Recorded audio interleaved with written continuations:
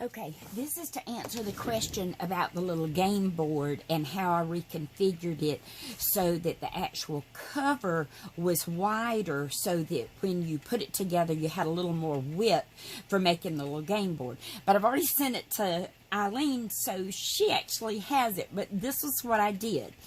And I used the same configuration on I put a piece of 110-pound cardstock over this part of the die so that when I had my piece of pre-cut, this is the 22-point chipboard, so it's just a tad thicker maybe than a cereal box thickness.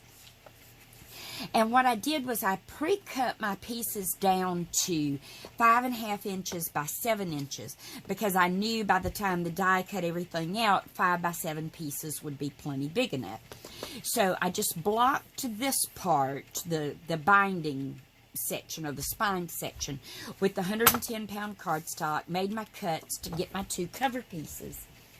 And by doing that, I only got just little faint indentions for the score lines. So then I come back and I scored each one just at the first score line section, which is 3/8 of an inch. So put it in the scoring tool and did my 2 3/8 inch sections. Then these are overlapped like this so that when this folds up to make the cover, then I get this much more width from the cover, so I get an extra 3/4 of an inch.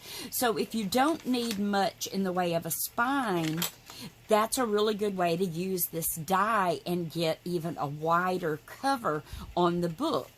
But if you still want the wider cover, but you need a little more width on the spine, all you have to do is butt them up like this, cut you a piece to go here, which is going to be a little less than 3/4 of an inch wide on the outside and inside to reinforce the spine, and boom, there you have a 3/4 inch spine book, but you still have that extra width on the cover.